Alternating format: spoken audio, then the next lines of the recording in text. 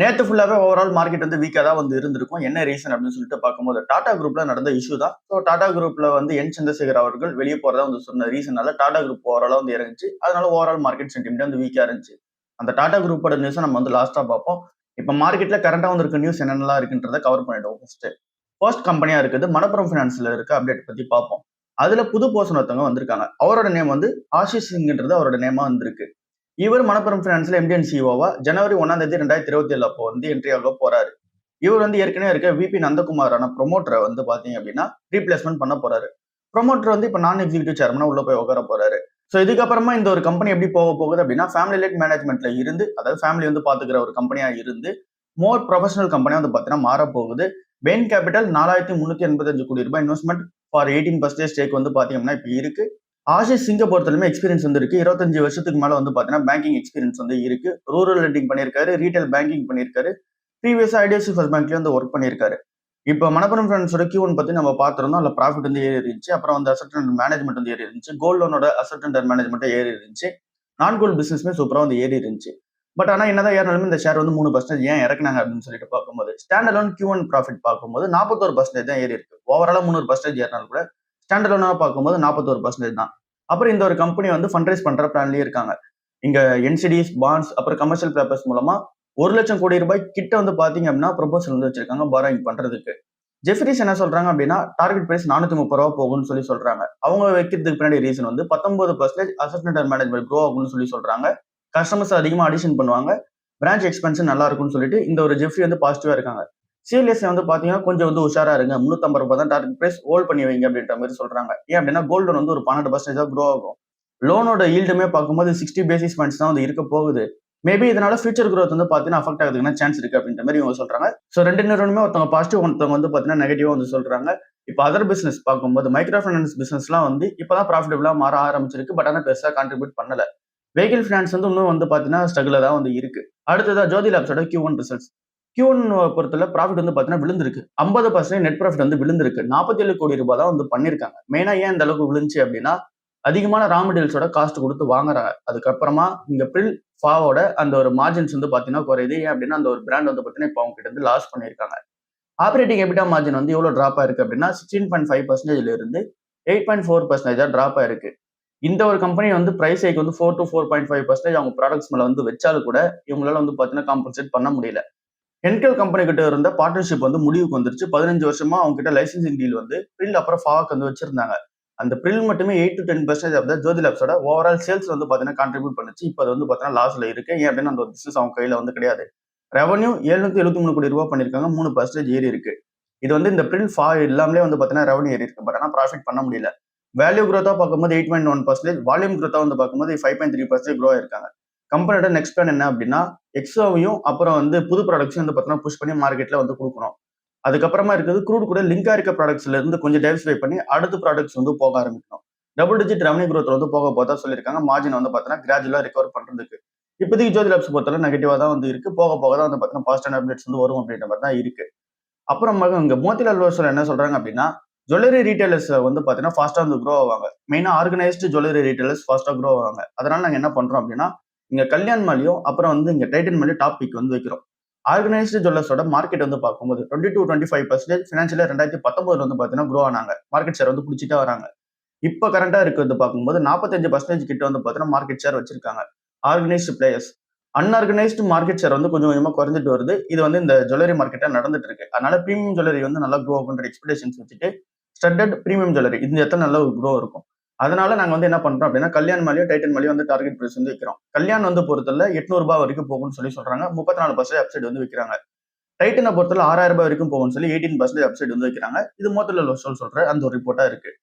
அடுத்ததா Sun TV கம்பெனியோட Q1 results. Net profit வந்து 17% ஏறி இருக்கு. 619 கோடி ரூபாய் பண்ணிருக்காங்க. இங்க போன வருஷம் கம்பேர் பண்ணோம் அப்படின்னா 529 கோடி ரூபாய் தான். இப்போ 619 கோடி ரூபாய். ரெவன்யூ 13% ஏறி இருக்கு. 1458 கோடி ரூபாய் பண்ணிருக்காங்க. போன வருஷம் 1290 கோடி ரூபாய் தான் பண்ணியிருந்தாங்க. ஓவரால் பிசினஸ் growth அப்படிதான் இருக்கு. டிவி பிசினஸ் மட்டும் நம்ம தனியா பார்த்தோம் அப்படின்னா டொமஸ்டிக் சப்ஸ்கிரிப்ஷன் ரெவன்யூ வந்து 3% ஏறி இருக்கு. 485 கோடி ரூபாய் பண்ணிருக்காங்க. அட்வர்டைஸ்மெண்ட் ரெவன்யூ வந்து 2% ஏறி இருக்கு. 282 கோடி ரூபாய் பண்ணிருக்காங்க. கிரிக்கெட் பிசினஸ் வந்து ஒரு பூஸ்ட் அப் கொடுத்திருக்கு. சன் டிவியோட கிரிக்கெட் பிரான்ச்சைசி வந்து 630 கோடி ரூபாய் ரெவன்யூ வந்து ஜென்ரேட் பண்ணிருக்கு. லாஸ்ட் இயர் வந்து பாத்தீங்கன்னா 473 கோடி ரூபாய் தான் ஜென்ரேட் பண்ணிச்சு. ஸோ ஓவரால் இந்த ஒரு Q1 பொறுத்தல ஓரளவுக்கு பாசிட்டிவா தான் சன் டிவிக்கு வந்து இருக்கு. சன் டிவியுமே ₹5 பெர் ஷேர் வந்து டிவிடெண்ட் வந்து தராங்க இன்டர்ம் டிவிடெண்டா. டாடா மோட்டார்ஸ் கமர்ஷியல் வெஹிக்கிளோட Q1 ரிசல்ட்ஸ் சூப்பராகவே வந்து இருக்கு. நெட் ப்ராஃபிட் 83% ஏறி இருக்கு. ₹2,560 கோடி பண்ணியிருக்காங்க. இந்த அளவுக்கு ஒரு நெட் ப்ராஃபிட் பண்ணதுக்கு பின்னாடி இருக்க ரீசன் வந்து டாடா கேபிட்டல் இன்வெஸ்ட்மெண்ட்ல இருந்து பார்ட்லி ஒரு கெயின் வந்து கிடைச்சிருக்கு. அதனால தான் இந்த ஒரு கம்பெனியோட நெட் ப்ராஃபிட் வந்து இந்த அளவுக்கு ஏறி இருக்கு. அந்த டாடா கேபிட்டல் இன்வெஸ்ட்மெண்ட் இல்லாம இருந்துச்சு அப்படின்னா கொஞ்சம் வந்து பார்த்தீங்கன்னா ப்ராஃபிட் வந்து இன்னும் கம்மியா தான் இருந்திருக்கும். ரெவன்யூ 20% ஏறி இருக்கு. ₹20,576 கோடி பண்ணியிருக்காங்க. எபிட்டா 58% ஜம்ப் ஆயிருக்கு. ₹3,272 கோடி பண்ணியிருக்காங்க. மார்ஜினை பொறுத்தவரை 15.83% ரீச் பண்ணியிருக்காங்க. இது ஒரு நல்ல சைனா இருக்கு. வெஹிக்கிள் சேல்ஸுமே இன்க்ரீஸ் ஆயிருக்கு. குவார்டர்லி சேல்ஸ் வந்து பார்த்தோம் அப்படின்னா 1.087 லேக் யூனிட்ஸ் வந்து பார்த்தீங்கன்னா வித்திருக்காங்க. டொமஸ்டிக் மார்க்கெட் ஷேர் வந்து இவங்க கிட்ட இன்க்ரீஸ் பண்ணியிருக்காங்க. சிவி மார்க்கெட் ஷேர் 36.8% வந்து இப்போ இருக்கு. டாடா மோட்டார்ஸ் என்ன சொல்றாங்க அப்படின்னா 3400 எலக்ட்ரிக் கமர்ஷியல் வெஹிக்கிளுக்கான ஆர்டர் வந்து ஜெயிச்சிருக்கும். புது லான்ச்சா வந்து ஏஸ் அப்புறம் இன்ட்ரா, அந்த இன்ட்ரா மாடல்ல வந்து பாத்தீங்கன்னா ஐசிஇ, சிஎன்ஜி, இவி கேட்டகரிஸ்லாம் வந்து கொடுக்க போறோம்னு சொல்லியிருக்காங்க. இவாக்காவோட அந்த டிரான்சாக்ஷன் வந்து ஆல்மோஸ்ட் கம்ப்ளீட் ஆயிடுச்சு. ஸோ மேபி வந்து பார்த்தீங்கன்னா இந்த ஆகஸ்ட் மந்த் அப்போ கிளியரன்ஸ் வந்து நடந்துரும். செப்டம்பர் மந்த் அப்போ டெண்டர் ஆஃபர் வந்து பார்த்தீங்கன்னா இங்க வந்து முடிவுக்கு வரும் அப்படின்ற மாதிரி சொல்றாங்க. ஓவரால் வந்து பார்க்கும்போது நல்லா தான் இருக்கு டாடா மோட்டார்ஸோட Q1. சின்கோ கோல் கம்பெனியோட Q1 ரிசல்ட்ஸ் ரெவன்யூ 67% ஏறி இருக்கு. ₹3000 கோடி மேல பண்ணிருக்காங்க. ரீட்டைல் சேல்ஸ் 50% மேல ஏறி இருக்கு. ₹2,600 கோடி மேல பண்ணிருக்காங்க. எபிட்டா வந்து அதிகமா ஏறி இருக்கு. 16% ஏறி இருக்கு. ₹213 கோடி பண்ணிருக்காங்க. பட் ஆனா மார்ஜின் வந்து விழுந்திருக்கு. 10.1%ல இருந்து 7% வந்து குறைஞ்சிருக்கு. என்ன ரீசன் அப்படின்னு சொல்லிட்டு பார்க்கும்போது ஹெவியான டிஸ்கவுண்ட் வந்து தராங்க கோல்டு பிரைசஸ் மேல. அதுக்கப்புறமா இவங்க கோல்டோட பிரைஸ் ஏறின ரீசனால இவங்களுக்கு வந்து பார்த்தீங்கன்னா மார்ஜின் பிரஷர் ஆகுது. ப்ராஃபிட் வந்து 3% வந்து விழுந்திருக்கு. ₹101 கோடி வந்து பண்ணியிருக்காங்க. என்னதான் ஸ்ட்ராங்கான சேல்ஸ் இருந்தாலும், ஸ்ட்ராங்கான அதிகமான சேல்ஸ் இருந்தாலும் கூட இவங்களால வந்து பார்த்தீங்கன்னா அதை ப்ராஃபிட்டா மாற்ற முடியல. பழைய நகையை மாத்திக்கிறதுக்கு இவங்க எக்ஸ்சேஞ்ச் ஸ்கீம் வந்து போட்டிருந்தாங்க. அந்த ஒரு ஸ்கீம் மட்டுமே இவங்களுக்கு 43% ஆஃப் த சேல்ஸ் குவான்டிட்டியில கான்ட்ரிபியூட் வந்து பண்ணுது. ஸோ இது வந்து அதிகமான கஸ்டமர்ஸ் வந்து என்னதான் எக்ஸ்பென்சிவான கோல்டு இருந்தாலும் கூட பை பண்றதுக்கு ஹெல்ப் பண்ணி கொடுக்குது. பட் ஆனா இது வந்து மார்ஜின் பிரஷர் வந்து பார்த்தீங்கன்னா கிரியேட் பண்ணி கொடுக்குது. மேனேஜ்மெண்ட் என்ன சொல்றாங்க அப்படின்னா 20% வந்து வேல்யூ growth வந்து போகும் இந்த ஒரு ஃபினான்ஷியல் இயர் 2027ல. இவங்களோட டார்கெட் படி 7.5 to 7.8% எபிட்டா மார்ஜின் வந்து மெயின்டைன் பண்ணணும்னு சொல்றாங்க. செப்டம்பர் மாசம் வந்து மேபி வந்து பார்த்தீங்கன்னா வீக்கா தான் வந்து இருப்போம். அதுக்கப்புறமா நாங்க வந்து பார்த்தீங்கன்னா ஃபெஸ்டிவல் டிமாண்ட் வந்ததுக்கு அப்புறம் பிக்கப்ல எடுத்துவோம் அப்படின்ற மாதிரி சொல்லியிருக்காங்க. அப்போலோ ஹாஸ்பிட்டல்ஸ் கம்பெனியோட Q1 ரிசல்ட்ஸ் 34% ஏறி இருக்கு. ₹581 கோடி வந்து பண்ணிருக்காங்க. மார்க்கெட் எஸ்டிமேட்டோட இது வந்து பார்த்தீங்கன்னா சூப்பரா பண்ணிருக்காங்க. ரெவன்யூ 21% க்ரோ ஆயிருக்கு. ₹7,000 கோடி மேல பண்ணிருக்காங்க. எபிட்டா இன்க்ரீஸ் ஆயிருக்கு 28%. மார்ஜினுமே வந்து இம்ப்ரூவ்மெண்ட் நடந்திருக்கு. ஹெல்த் கேர் சர்வீசஸோட ரெவன்யூ வந்து 12% ஏறி ₹3,500 கோடி பண்ணிருக்காங்க. ஸ்ட்ராங்கான டிமாண்ட் வந்து பார்த்தீங்கன்னா ஹை ஸ்பெஷாலிட்டி ட்ரீட்மெண்ட் வந்திருக்கு. Cardiology, oncology, transplants. அப்புறம் இவங்களோட எக்ஸ்பென்ஷன் பிளான் என்னன்னு சொல்லி பார்க்கும்போது 1200 புது பெட்ஸ் வந்து பார்த்தீங்கன்னா 4 ஹாஸ்பிட்டல்ஸ் வந்து இங்க ஓப்பன் பண்ணிருக்காங்க. இவங்களோட எய்ம் என்ன அப்படின்னா 5800 பெட்ஸ் வந்து அடுத்த ஒரு 5 இயர்ஸ்ல வந்து ஓப்பன் பண்ணணுன்றது இவங்களோட டார்கெட்டா இருக்கு. அப்போலோ ஹெல்த்கோவோட ரெவன்யூ 20% ஏறி இருக்கு. ₹3000 கோடி கிட்ட வந்து இருக்கு. 151 ஸ்டோர்ஸ் வந்து இப்போ புதுசா ஆட் பண்ணி இப்போ டோட்டலா அவங்க கிட்ட 7440 ஸ்டோர்ஸ் வந்து இருக்கு. ஓவரால் இந்த ஒரு Q1 நல்லா தான் இருக்கு. இப்போ நம்ம இன்னைக்கு நாள்ல மார்க்கெட் எப்படி இருக்க போகுதுன்னு பார்த்துட்டு லாஸ்டா டாடா குரூப்போட நியூஸ் பத்தி பார்ப்போம்.